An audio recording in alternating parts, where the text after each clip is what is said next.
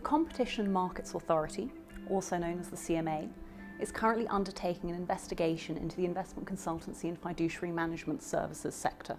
It's doing this and looking at it in two ways. The first is on the supply side, so looking how well investment consultancies and fiduciary managers act when it comes to managing potential conflicts of interest and other issues, but also at the demand side, so looking at how well DB and DC schemes act as demanding clients of their investment consultants. The CMA has been investigating this market for 9 months.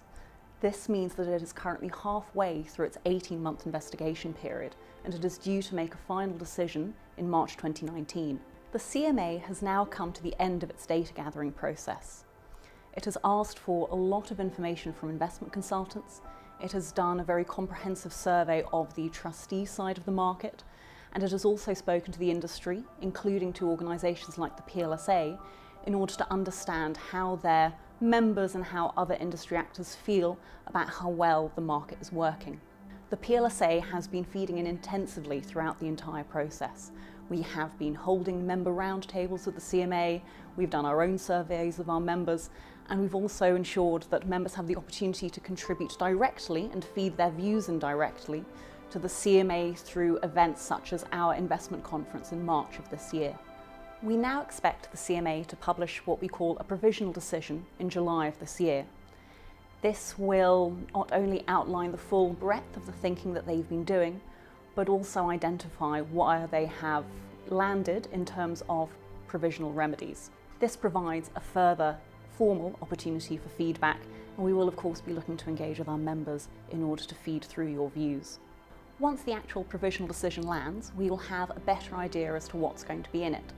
However, over the last few months, the CMA has been publishing a series of working papers where it outlines some of its emerging thinking on some of the key issues, and this can give us a bit of an indication as to the direction of travel that it is currently going in.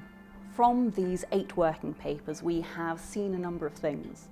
The first is that on the supply side, there has been some evidence of poor practice when it comes to management of potential conflicts of interest, and also that there have been some firms who have not done as well as they could do when it comes to providing clear, consistent and standardised information on their fees and performance.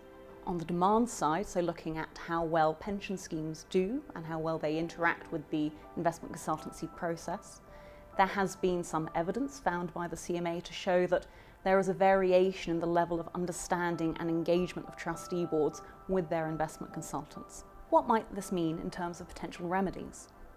Well, we think that the CMA might be inclined to think about making recommendations on the supply side around making the investment consultants, fiduciary managers, present their information on their fees and performance in a much more standardised and consistent way.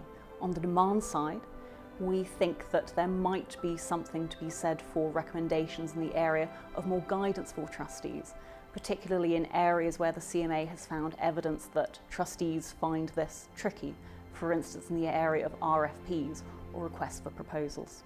Whatever the CMA decides to recommend could have far-reaching implications for the way in which pension schemes use and interact with their investment consultant and other institutional investment advice providers. We at the PLSA, once the provisional decision has landed, we will continue to engage with the CMA investigation, and we will be looking to speak to our members across the country. You can either drop us a line with your views at openplsa@plsa.co.uk, or we will also be holding an event with the CMA at our annual conference in October in Liverpool, so attendees get the opportunity to share their views directly then. We are also hoping to hold some member roundtables, and further details will be released in due course.